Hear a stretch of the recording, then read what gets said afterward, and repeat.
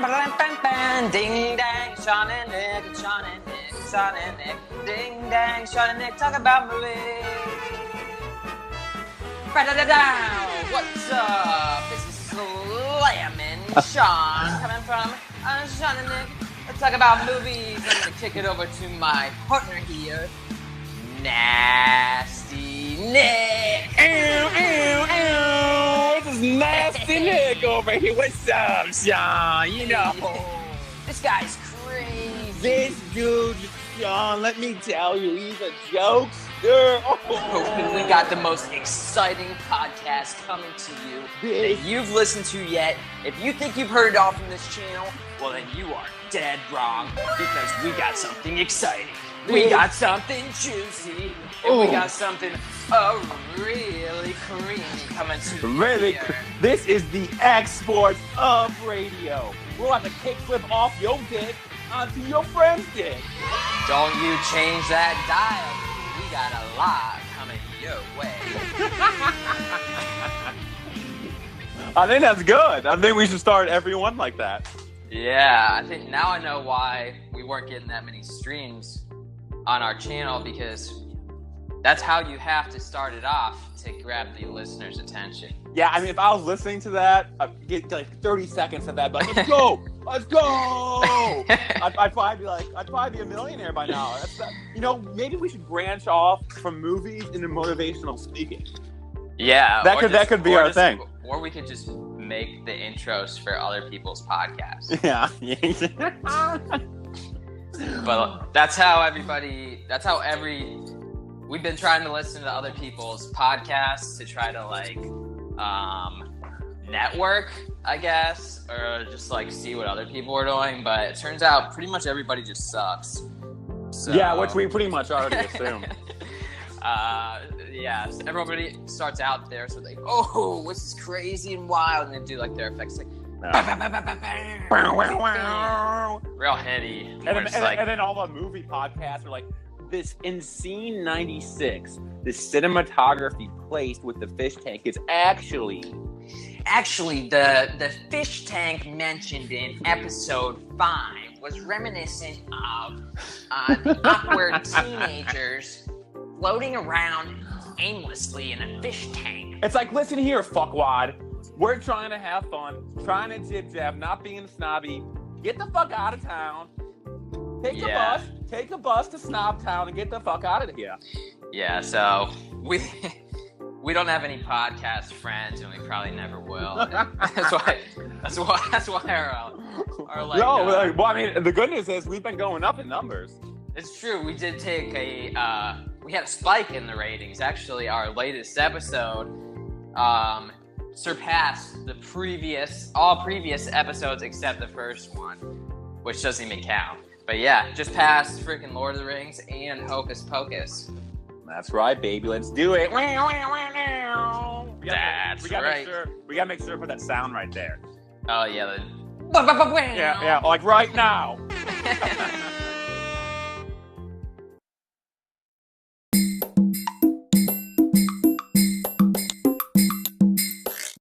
So let's maybe. So you want to get to the meat and potatoes?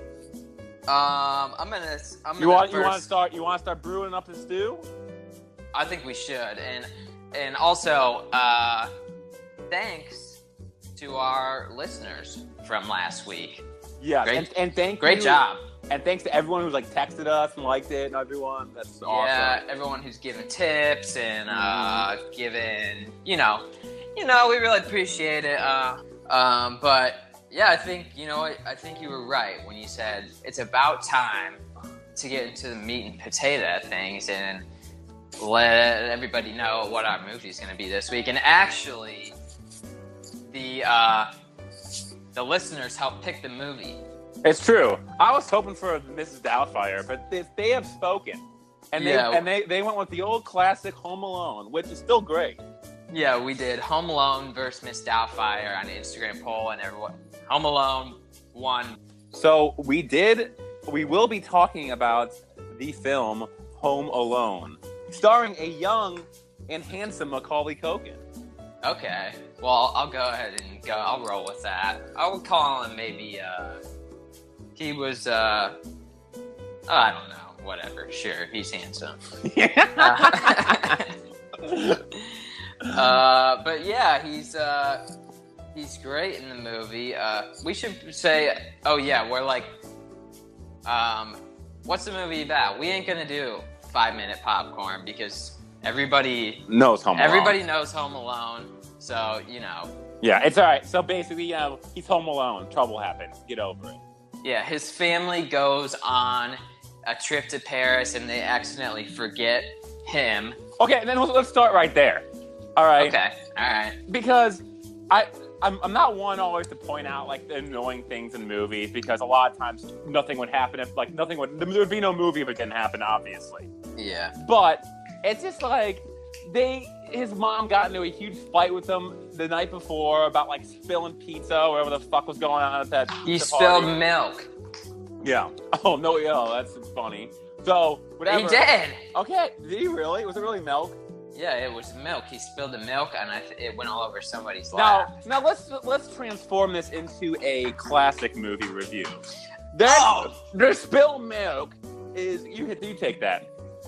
You want to take that? Well, you see, according to classic film theory, the spilled milk is indicative of a problem between the protagonist and the antagonist narrative, which makes itself more prominent as the film proceeds. It actually also offers a bit of disposition as well as allusion to character, as you'll see as the film progresses through Act 1 and into Act 2. Very well done, Sean.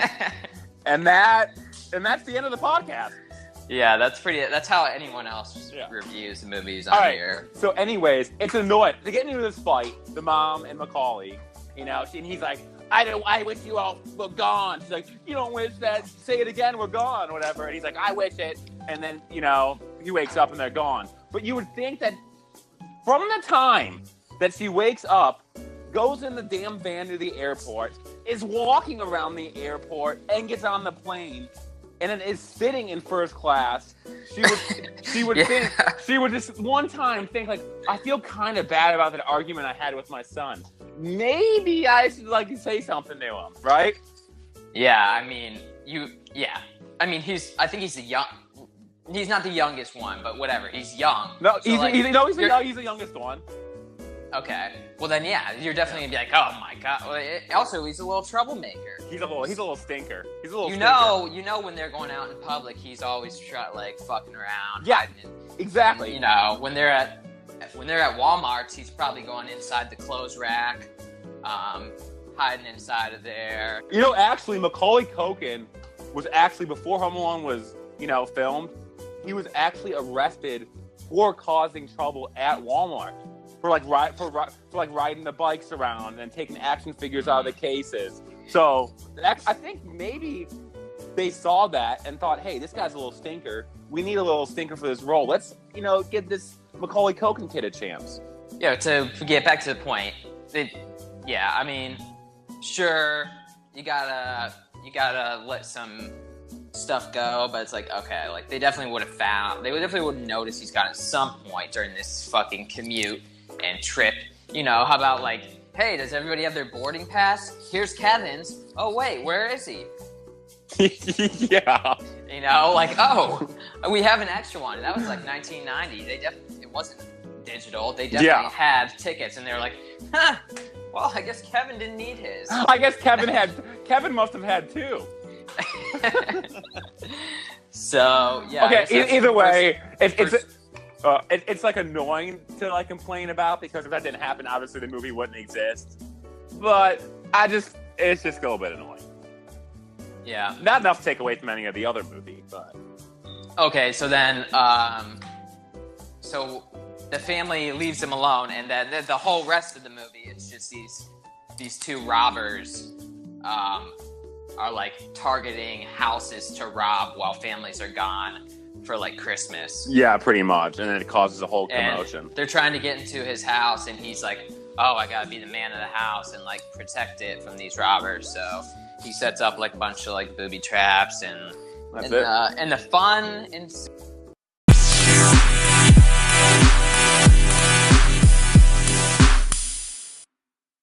In this movie, what's like one of your favorite parts? Let's get one of your favorite parts of the movie. Well, I guess I would say, really, I like the character of the Grumpy Shovel Man. Oh my god, dude! Right? I remember when I saw this movie when I was little, and like I was pretty scared of this guy, and like also like Kevin's scared of him, and like all her siblings are like, oh yeah, like this guy's crazy, and. You know why? Because he looks fucking scary as hell. He looks scary as all hell. And he's like all his hands all fucking bloody all the time because he's like shoveling snow. Yeah, he's like wrappings over his hand like he's got done like street brawling. Yeah, and like they like look at this guy and they're like, oh yeah, like he like killed 2 people by like hitting them in the head with his shovel, and then like. They make eye contact with this guy, and he like gives them a fucking death stare. Yeah, and it's like no wonder everyone's afraid of you. Exactly. Brings me to my favorite character in the movie, which usually I hate bully characters almost always, but I love his brother Buzz because he's a fucking numbskull. Yeah, Buzz is kind of a classic. It's so like dead on classic like idiot bully. I love it. Yeah, he looks like his name is Buzz. My favorite Buzz line is when he's doing when Kevin wants the Kevin's looking for cheese pizza because he only likes cheese pizza. And Buzz is like, well, there was some cheese pizza, but if you want any, somebody's gonna have to throw it up because they ate it all. He's such a classic. Oh, it's so sweet. Oh, it is pretty sweet. Oh my god. And he's got a fucking pet trans. Yeah. I don't think Buzz ever like does he ever even come back in the movie and like be like, oh, we missed you, Kevin? Or no, like I don't does think he even so. have that like character arc, or is he always just like I think when he finds out he's gone, he's just like he's like kind of happy about it. Yeah, he's like, no wonder why I'm having a good time. Yeah. I like that. I like that they kept him kind of like a fucking like just an asshole throughout the whole. Yeah, plus you love spiders, and you love the spider in Home Alone. Yeah, the part where he puts the spider on one of the robbers' faces, like that part I always remember that part because that is a great way to get somebody to stop doing whatever they're doing. You know, oh my god! I can't think of many situations that you'd be doing something and somebody puts a fucking tarantula on your face, and you're not going to immediately stop what you're doing and be like, "Holy shit! I got to get this fucking tarantula off my face." But it's so big and scary, you're afraid to like touch it. Oh, if it's on your face, you're gonna fucking slap it. Well, Marv was like, it was on there for a while. Oh, that's true. There's a part where it's like on his chest. For like forever. And he's just like laying there. It's like, I mean, unless you're like paralyzed with fear, I mean, if that thing's on me, I'm fling my shirt up real quick and like, just get the fuck out. I would leave, I'm leaving the house. I didn't believe you, but you pulled up that spider's IMDb page. It's actually the same spider in like multiple movies. Yeah, that spider was really popular in the 1990s because they, like the world famous, there was a world famous spider trainer, and he had this like tarantula that he was able to train like really well for all these movie parts, and like he could actually do sign language to communicate with it. So they were able to have him like, climb onto people, climb up walls. His IMDb page has like, he was in Arachnophobia, Jungle to Jungle. What else was? Yeah, there was a couple more. I think he was in Harry Potter. One of the Harry Potters. One of the Harry Potters. It was like cameo though. He was in a couple of the Indiana Jones movies. Oh yes, he was early on, and I think he actually had a couple lines in one of the Indiana Jones movies. Yeah, I think that they might have been voiceover, but they did teach him. I think it was him. Oh, he was actually doing it. Wait, no. He's saying, oh yeah, you're right. The spider had a voiceover part in it. Oh, okay. Yeah. But yeah, then he actually co-starred with Brendan Fraser in The Mummy. So Yeah. you can see him on the movie cover, like at the bottom right. He's only on the VHS copy though, so you can't. It's hard. It's like a really rare. It's a really rare cover. And then Brendan Fraser, in an interview I saw, actually claimed that he was one of the best actors he's ever worked with. And the Spider is actually a method actor. You get into, I mean, when he had to play a spider, he got in the role of fucking being a spider. He'd live in a web all day. He would just eat crazy. bugs. He would wrap them up in webs and he'd suck their blood. Yeah.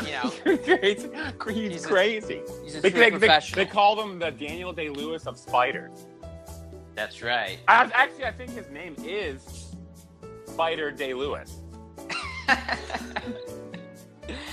You know what? I'm going to look up his IMDb page right now just to confirm that because I don't believe you.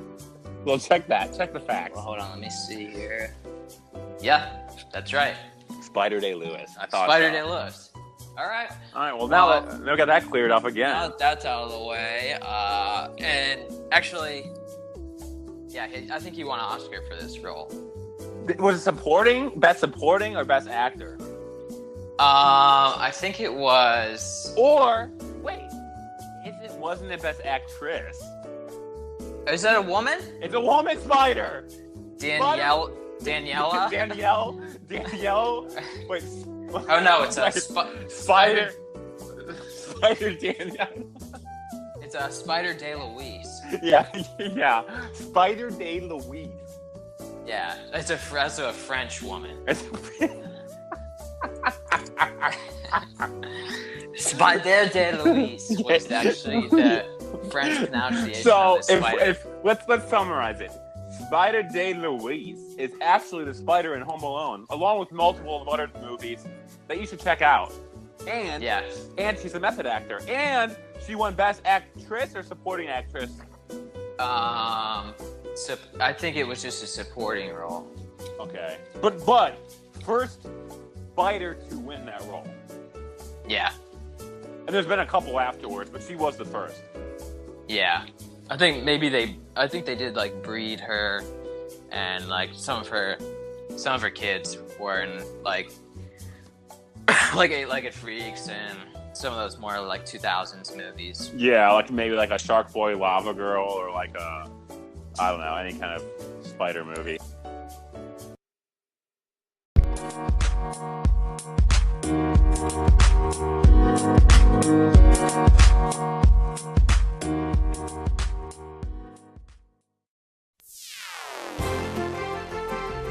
This is Nick News with Linda Ellerby.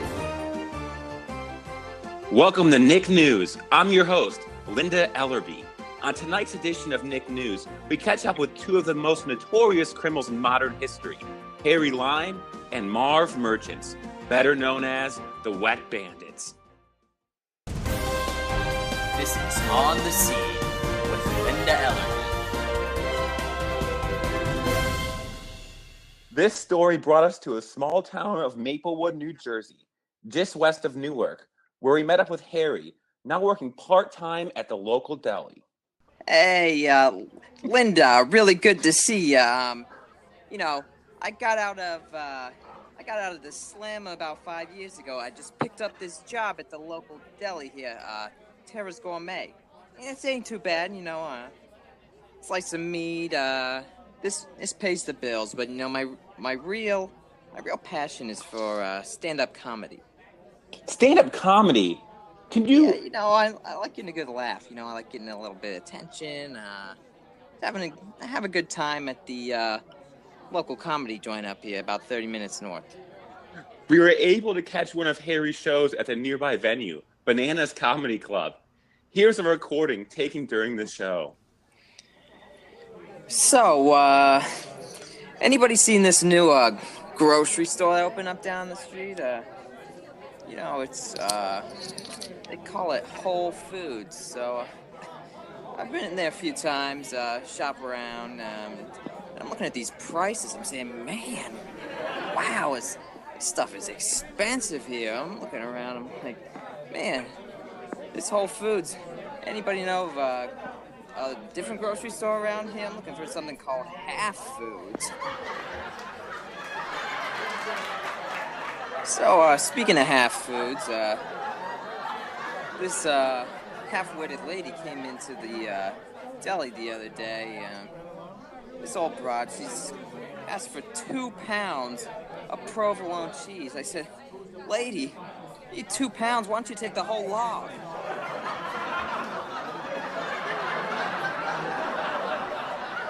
Anyways, speaking of logs, back when I was a kid, you used to get your deli meat sliced 3 ways. Regular, thick, or thin. And nowadays, people come in, they're yelling at me, hey, Harry, slice it at a 4, slice it at a 5, a 8.2. For crying out loud, who do I look like, Isaac Newton?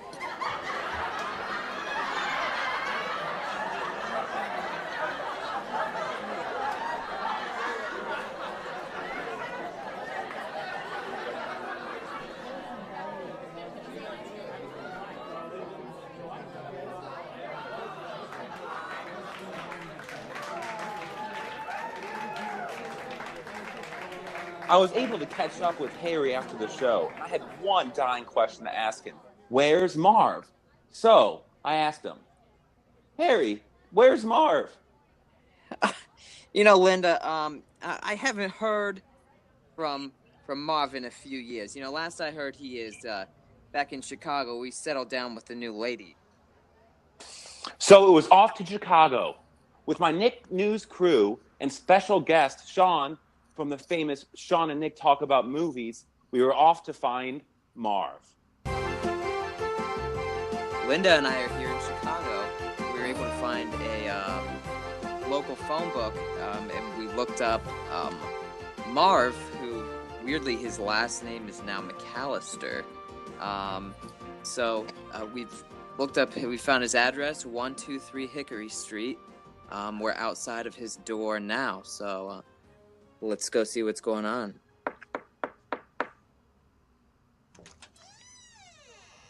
Linda, Sean, great to see you. Glad you guys could come by.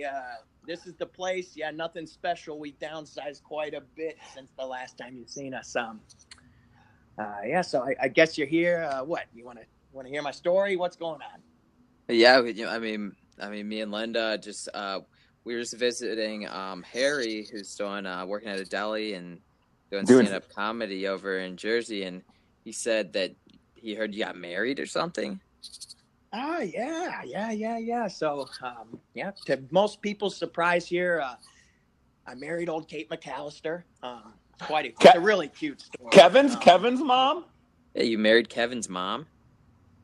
Well, we don't talk about Kevin, but yeah, we did. Let me just, I'll give you the short version here. Harry got out of the Slammer a little earlier than me, good behavior. Took me a little while to catch on here, but I had a lot of time to do some thinking in there. And I thought, I need to reach out and, who was hurt most in this whole thing? It was the mother, always the mother.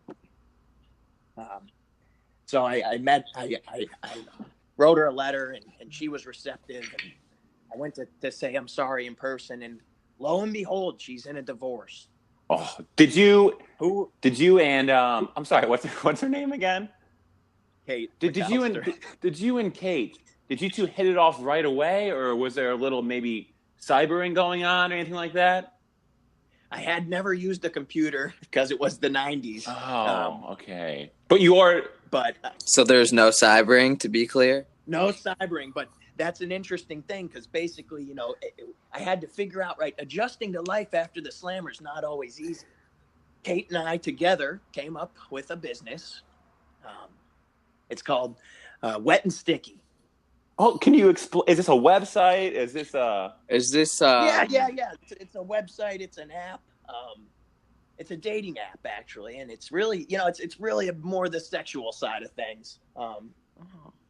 We don't deal with any of the emotional. It's strictly, and let me say, Kate and I hit it off real quick in the bedroom, and things got hot and heated real fast. Do you mean it got a little bit wet and sticky? Exactly, and that's where the name came from. I was amazed that a woman of her age could moisturize down there like that. And do you know what happened to like Kevin's dad? I mean, he was a really successful guy back early in their marriage, and I think things kind of took a turn for the worse. He got hit pretty hard in the divorce. Yeah, it did, and she was able to take him for everything he was worth, which was nice. It really helped us jumpstart the website and the business. Yeah, that's really good. So, Marv, with all your escapades you had with Kevin, what ended up happening to him? And little Kevin too. He's in the baby room. I'll go get him. Oh, you know what? He's sleeping actually, but Sleeping. That's a little bit old for Kevin. Should be at least probably like 20 by now, maybe 9. That Kevin. Yeah. So, funny thing. Kate decided that it would be okay if I just killed him. Wait, so you killed Kevin? Oh yeah, it was great, man. Harry would have loved it. Took him to the park. It was dark out. He was terrified, right? Didn't know I was going to kill him. Pulled out a gun. And then I said, just kidding. I'm going to stab you. And I stabbed him 4 times in the stomach, threw him in the river. Oh, did he have any last words before you so violently stabbed him? Keep the change, you filthy animal. Wow. It's great to see these two really turning their lives around and contributing to society. Signing out, this is Linda Ellerby for Nick News.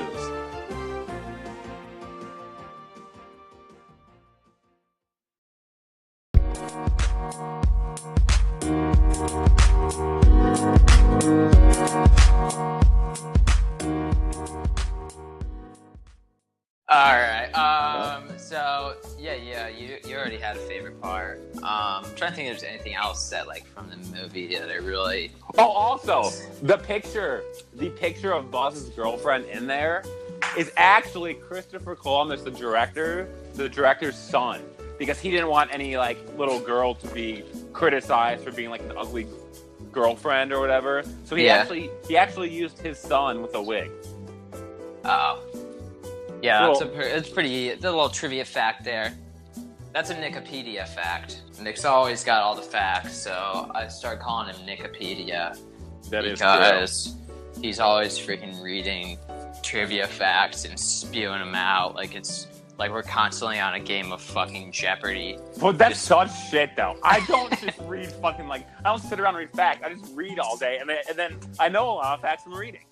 And then when like a question comes up, just like in casual conversation, Nick will always answer it like, "What is?" That's so not true. What is a lavender bar soap? I absolutely hate the character in your head that you have of me going on right now. Well, that's Nikipedia. All right. Does he have glasses?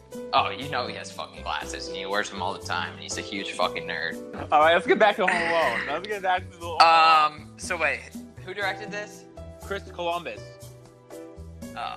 He directed Harry Potter 1 and 2. He directed a bunch of, I think, a couple more 80s movies. What else did he do? I'm not sure of his other film resume, but I do know that in 1492 he sailed the ocean blue. And then 500 years later, in 1992, Columbus directs Home Alone 2, Lost in New York. Oh, did he write the script for Home Alone on his way to America? On the maiden voyage? Yeah. Was this on the Nina, the Pinta, or the Santa Maria? Maria? Were those his ships, or is that someone else? No, those were his ships. Oh, well, you know, that was what I was really most impressed with this movie, is that he, not only did he discover America, but 500 years later, he's started directing movies. Oh man, one. How the fuck did he live that long? Yeah, that's the real question. That is the real question. Is Christopher Columbus a vampire? Well, he was friends with Ponce de Leon, who also an explorer who would search for the Fountain of Youth. So Ponce de Leon found the Fountain of Youth in Florida, wrote a letter to Christopher Columbus, brought him there. They wrote Home Alone together, and now they're both alive. And he directed it. And also, Ponce de Leon, the French explorer, also came to America with the one and only Spider de Luis, Oh no! who also drank the little fountain of youth and had herself a lot of time to get great at acting and learn sign language. So there's a little history for you there, Mr. History Major. That's so good. And it really makes you appreciate the movie Home Alone on a multitude of levels. Well, the way that I saw it was this was kind of Christopher Columbus's apology movie to the Native Americans. Oh my God.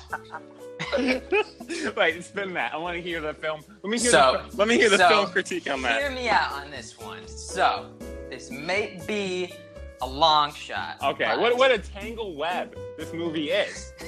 Was it spun by the one and only Spider de Luis?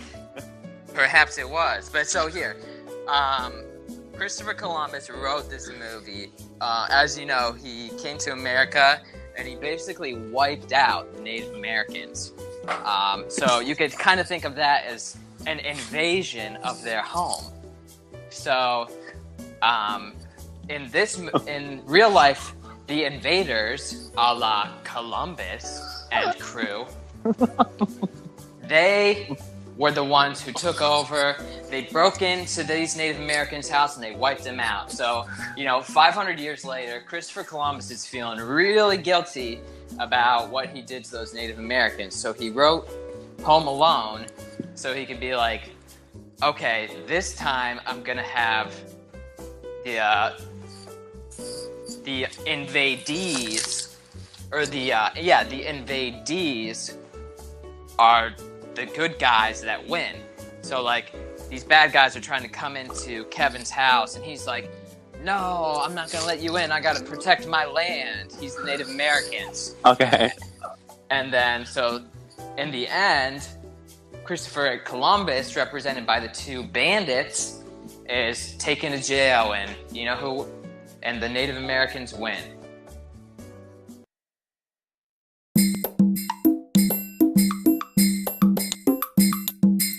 I also have a little surprise for you. I checked in with our favorite guest, or our favorite tweeter from last week, Lil Michaela. Oh, I love Lil Michaela. And I've been monitoring her like pretty regularly, and she's been really disappointing. But yesterday she had a really good tweet. So let's hear it. Yesterday she's like, "Fuck being nice. Old people are gonna be mean to you always. I can't fuck with these." Oh shit! My goddamn phone turned off. I can't fuck with these geriatric motherfuckers asking me when I'm gonna get a job or talk to me behind my back. Fuck off, baby boomer. You've done enough. And no, I ain't going to church. Oh my God. That is my favorite tweet ever. Lil Michaela is S tier. If she was in a game, like a fighting game, she'd be so broken, she'd be banned from tournaments. She's so OP. I know, she is so angsty, and yet she changed her name. She's not even Lil Michaela anymore. She's a full-grown adult Michaela now. Oh, holy shit. So you're saying that from 1 week, maybe it was just this one thought in her head. She's like, bitch, I ain't little, you old fuckwad. I ain't no little bitch. I'm Michaela. Yeah. Remember when Lil Bow Wow dropped the Lil and then he just became Bow Wow? Yeah, I absolutely remember that. I think she's pulling Lil Bow Wow right here. She's like, fuck it, I'm a grown woman. I'm a grown-ass woman. I don't need Lil Michaela. I'm Michaela. And you fucking geriatric baby boomers better start showing me some fucking respect. And no, I ain't going to church. Oh, I cannot add on to what you just said. I 100% agree with you. And I am also 100% proud of little Michaela. She's grown up. Yeah. She's understood. She understands these baby boomer bitches ain't having any of her shit, and she's not going to take it. She's not going to get a job. She's not going to do shit for them. She's going to say, fuck you, I'm Michaela now. And this is my world.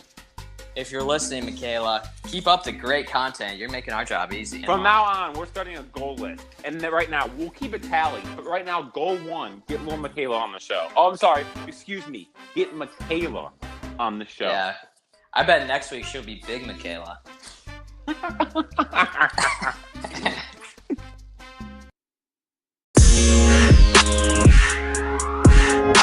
Now we've talked enough about Home Alone. Let's give it reviews.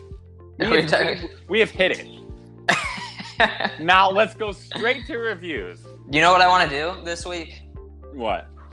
I want to introduce our new rating system. It's called Ratings. Oh, we're giving rats? We're giving rats? We're doing rats instead of stars now. And so. Unlike what most people think, the more rats you have, the better off you are. Am I correct? That's right. So, right. But we're sticking with 10. We're doing 10. 10 rats. 10 smacks. Rats kill insects. They're smart. They'll tell you what to do for your homework. So you want more rats. Yeah, they're very smart. Yeah. They can squeeze through small places. And if you have enough rats, you can actually lean back, land on almost a blanket of rats, and you don't even have to walk anymore. They will just kind of carry you anywhere you want. That's true. So you want a lot of rats. 10 rats is the max score, though, right? So that's called the Santam's Ratting System. That's our acronym, Santam. What? Sean and Nick talk about movies. That's our Oh, review. I like that. The Santam Ratting System.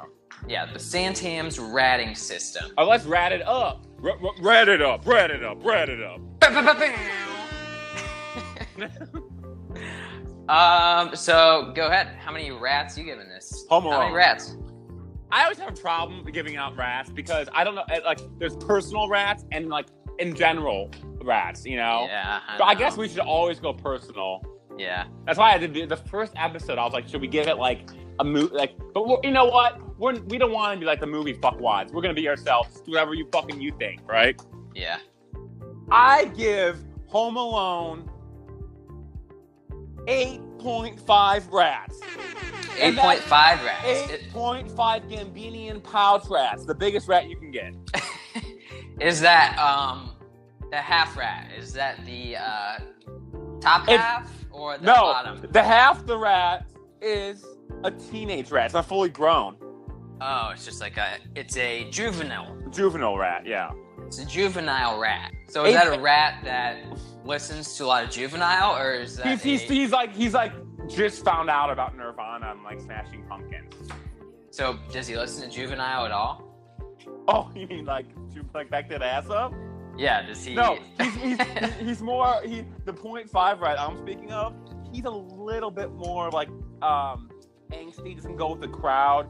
So he's kind of like a resurgent 90s grunge. Yeah, he's a resurgent 90s grunge. He's listening to the oldies but goodies that like a little, you know what I mean?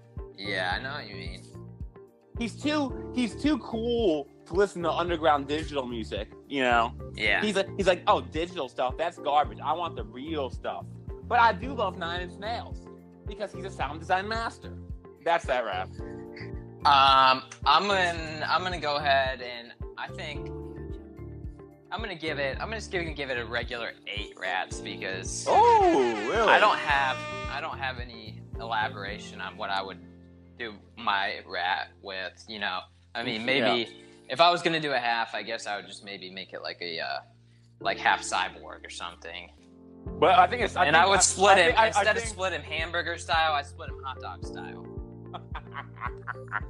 But then if you split a cyborg rat hot dog style, it creates 2 rats. The cyborg is split.